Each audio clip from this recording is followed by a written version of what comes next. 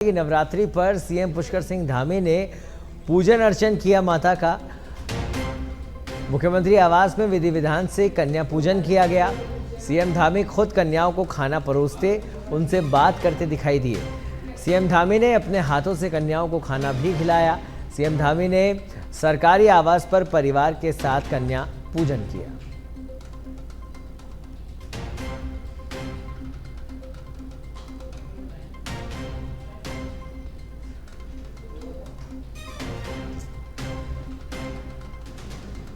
तो सीएम धामी की तस्वीरें और एक्सपोस्ट पर उन्होंने नवरात्रि के इस शुभ दिन पर सभी को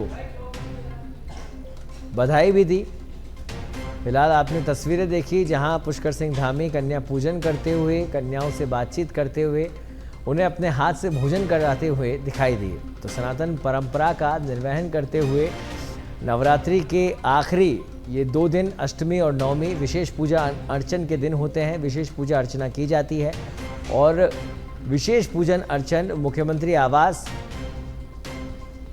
पर भी किया गया। सीएम पुष्कर सिंह धामी ने कन्या पूजन किया, पूरे परिवार के साथ कन्याओं को भोजन कराया।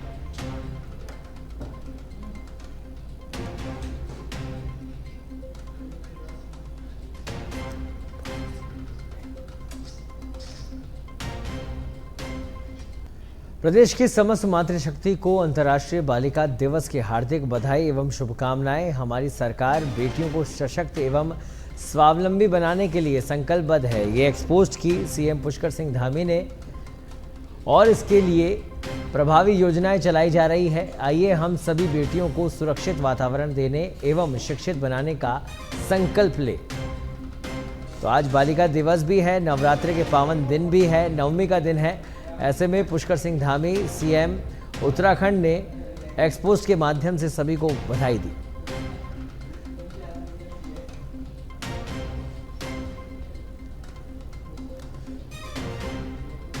और एक और एक्सपोस्ट उन्होंने की। आज अष्ट सिद्धियों की दात्री मां सिद्धिदात्री की आराधना के पावन पर्व शारदीय नवरात्रि के 9वें दिवस की समस्त प्रदेशवासियों को हार्दिक बधाई एवं शुभकामनाएं दी।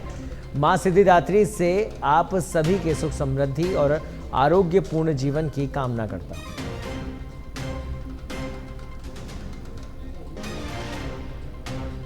और इसी कड़ी में सीएम पुष्कर सिंह धामी की एक और एक्सपोस्ट आपको बता दें। उन्होंने सोशल मीडिया पर लिखा, महान समाज सुधारक एवं प्रबुद्ध राष्ट्र सेवक भारत रत्न से अलंकृत श्रद्धेय नानाजी देशमुख जी की जयंती पर कोटिशः नमन। शिक्षा, स्वास्थ्य व ग्रामीण स्वावलंबन के क्षेत्र में आपके द्वारा दिया गया योगदान सदैव अविस्मरणीय रहेगा।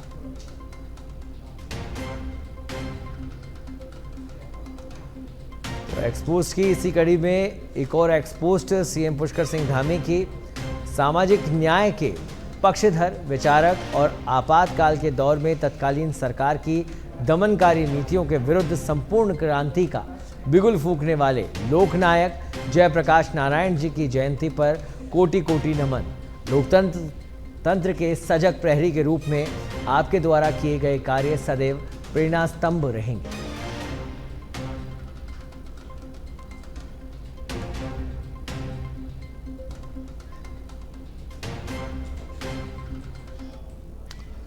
रुक करते खबर का। सार्वजनिक स्थानों पर शराब पी तो खैर नहीं। आपको बता दें कि शराबियों के खिलाफ जारी है दून पुलिस का अभियान। सार्वजनिक स्थान पर शराब पीने वाले 234 लोगों पर शिकंजा कसा गया। पुलिस ने कार्रवाई की और उन सभी से 70,000 रुपए का जुर्माना भी वसूला गया।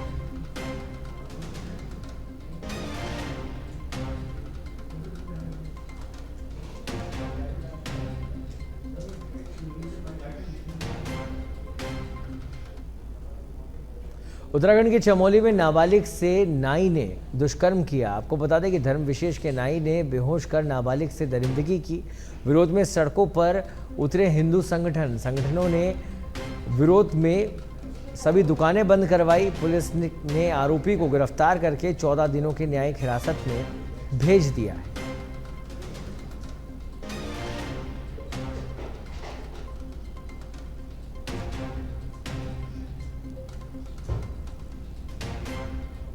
उत्तराखंड के सीमांत क्षेत्र में वाइब्रेंट विलेजों को पुनः स्थापित करने की कवायद चल रही है, जिसके अंतर्गत उत्तरकाशी के जादौन गांव को भी पुनर्स्थापित किया जा रहा है। जादौन गांव में व्यवस्थाओं का जायजा लेने देश के गृह मंत्री अमित शाह भी उत्तरकाशी पहुंचेंगे। इसको लेकर पर्यटन मंत्री सतपाल महाराज का कहना है कि जादौन गांव में सभी व्यवस्थाएं दुरुस्त कर ली गई है। गृह मंत्री के दौरे को लेकर भी सभी तैयारियां चल रही हैं। तो वहीं सतपाल महाराज ने यह भी बताया कि 1962 में चाइना वॉर के दौरान जो विलेज खाली करवाए गए थे, उसमें से 5 विलेजों को चुना गया है, जिनको कि पुनः स्थापित किया जाएगा और वहां पर होम स्टे आदि की व्यवस्था कराकर एक बार पुनः बसाने का प्रयास किया जा रहा है।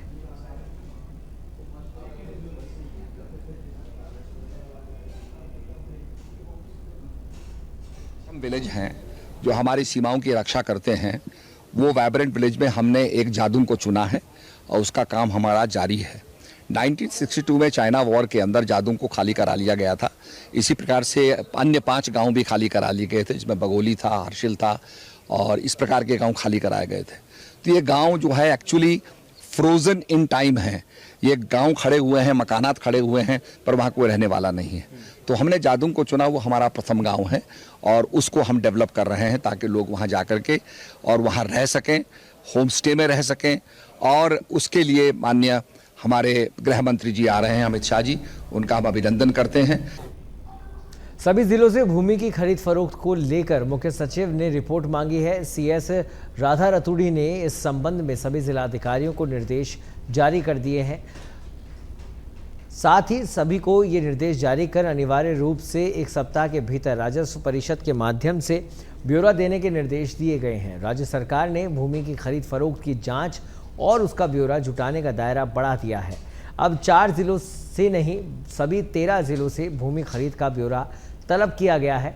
कुमाऊं के दौरे से लौटने के बाद मुख्य सचिव राधा रतूड़ी ने इस संबंध में सभी जिलाधिकारियों को निर्देश जारी कर अनिवार्य रूप से 1 सप्ताह के भीतर राजस्व परिषद के माध्यम से ब्यौरा देने के निर्देश दिए।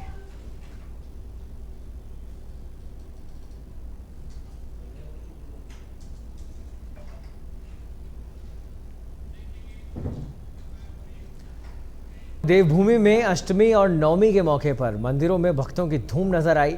साथ ही देवभूमि में अष्टमी और नवमी का पर्व एक साथ मनाया जा रहा है। मंदिरों में भक्तों का तांता लगा हुआ है, वहीं घर घर कन्या पूजन किया जा रहा है।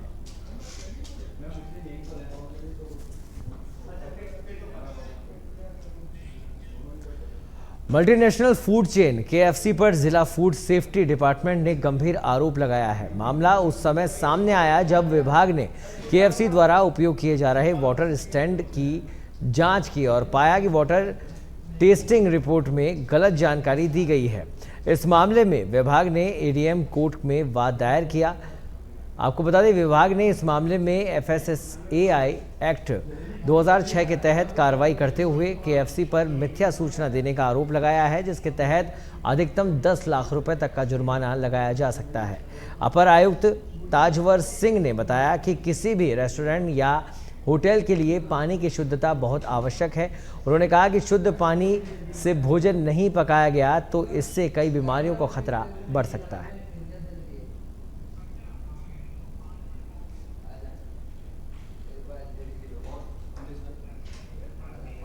हमारे आयुक्त साहब की ओर से एक आदेश जारी हुआ है सभी को कि वो अपने जो है जिलों में प्रत्येक जगह जा कर के जो चीज़ें हमारे व्रत में या त्योहारी सीजन में जो यूज होती हैं उन सबके सैंपलिंग ले लें, उनकी कंडीशन क्या है, वो लाइसेंसी है या नहीं है, ये सब की जांच करें।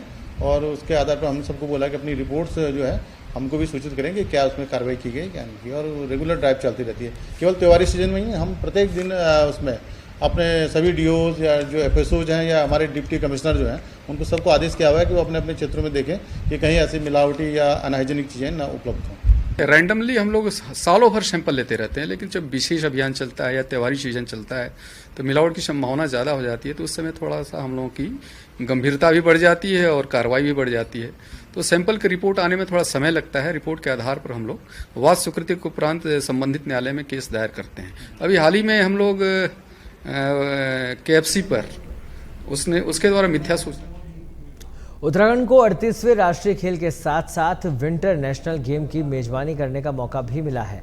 दिल्ली दौरे के दौरान मुख्यमंत्री ने AIO की अध्यक्ष PT उषा से मुलाकात कर राज्य के लिए यह सौगात लाई है। इसको लेकर विभाग भी अब तैयारी में जुट गया है। पर्यटन मंत्री सतपाल महाराज ने कहा कि विंटर गेम्स के साथ साथ स्नो गेम्स की स्कीइंग व अन्य गेम्स को भी शामिल किया जाएगा, क्योंकि इसके लिए राज्य में प्रॉपर क्लाइमेट भी है।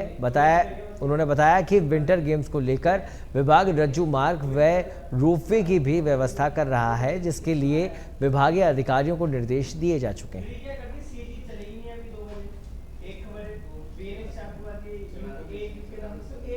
कि आपने पूछा, माननीय मुख्यमंत्री जी ने कहा उसकी तैयारियां हैं और हम चाहेंगे विंटर गेम्स के साथ साथ हम लोग जो है स्नो की, जैसे स्कीइंग हो गया और भी स्नो के जो हमारे पहाड़ों में स्कीइंग होती है उसको भी हम करें और उसके लिए जो प्रॉपर क्लाइमेट है और प्रॉपर उसके लिए व्यवस्था है, चाहे वो हमारे रज्जू मार्ग की हो, रोपवेज की हो।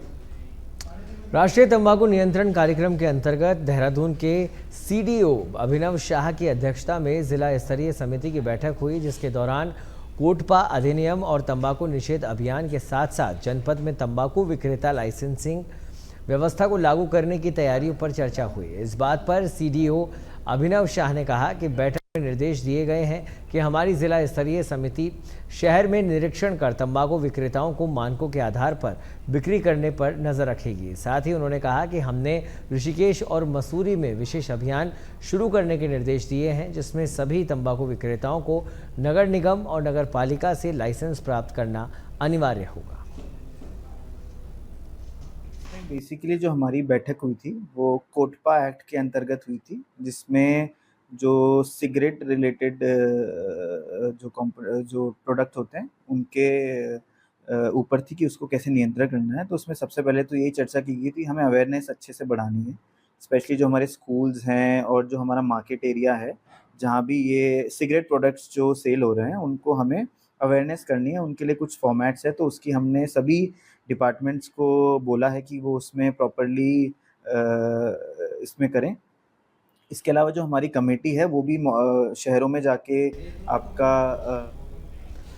1 अक्टूबर से प्रदेश के सभी मालवाहक वाहन और सवारी वाहनों के ऑटोमेटेड फिटनेस सेंटर पर फिटनेस जांच होना अनिवार्य नहीं रहा है। आपको बता दें, दरअसल प्रदेश में 12 में से अभी तक केवल 4 फिटनेस सेंटर बनने की वजह से मैनुअल रूप से ही वाहनों की फिटनेस जांच करना जारी रहेगा, जिसे लेकर उत्तराखंड के संयुक्त परिवहन आयुक्त सनत कुमार सिंह ने कहा कि किसी भी वाहन स्वामी को लंबे सफ़र के बाद फिटनेस टेस्ट न कराना पड़े, इसके लिए हमने विचार किया था कि हम सभी जनपदों में ऑटोमेटेड फिटनेस सेंटर बनाएंगे। साथ ही उन्होंने कहा कि अक्टूबर माह में देहरादून, नैनीताल और उधम सिंह नगर में ऑटोमेटेड फिटनेस सेंटर शुरू हो जाएंगे, लेकिन पर्वतीय क्षेत्रों में 3 ETS का अभी निर्माण हो रहा है। जो जिनके जुरिस्डिक्शन में ऑटोमेटेड फिटनेस सेंटर बन चुका है उसके बारे में भारत सरकार का एक नोटिफिकेशन है कि वहाँ पर केवल ऑटोमेटेड तरीके से ही गाड़ियों की फिटनेस की जाएगी। जहाँ नहीं है वहाँ अभी विकल्प है, लेकिन 1 अक्टूबर से, क्योंकि भारत सरकार का नोटिफिकेशन है, पिछली बार 1 अप्रैल से था, फिर उसको एक्सटेंड किया गया था 1.5 साल के लिए और 1 अक्टूबर से किया गया था और उम्मीद थी कि इस पूरी अवधि में हम लोग काफ़ी मात्रा में बना लेंगे, जिससे कि वैसे तो 4 फिटनेस सेंटर भी पर्याप्त हैं राज्य के वाहनों की फिटनेस करने के लिए, क्योंकि उनकी कैपेसिटी ज़्यादा होती है। गाड़ियाँ हमारे राज्य में उतनी अधिक संख्या में खासकर पर्वतीय क्षेत्रों में नहीं है, लेकिन हम लोगों का ये भी विचार था कि किसी भी वाहन स्वामी को बहुत लंबी विकासनगर से खबर है, जहां कालसी तहसील क्षेत्र के अंतर्गत यमुना से लगती टोंस और अमलावा नदी में अवैध खनन की शिकायत मिलने पर तहसील प्रशासन की टीम ने अवैध खनन के मामले में कार्रवाई करते हुए 5 ट्रैक्टर ट्रॉली, 1 पिकअप वाहन को सीज कर दिया है। तहसील प्रशासन की इस कार्रवाई से अवैध खनन करने वालों में दहशत का माहौल है। इस संबंध में तहसीलदार कालसी चमन सिंह ने बताया कि अवैध खनन को लेकर कुछ दिनों से काफ़ी शिकायतें मिल रही थी, वहीं जिसके क्रम में तो कार्रवाई की गई है। कहा कि तहसील प्रशासन अवैध खनन पर अंकुश लगाने की प्रतिबद्ध है, आगे भी अवैध खनन के खिलाफ कार्रवाई जारी रहेगी।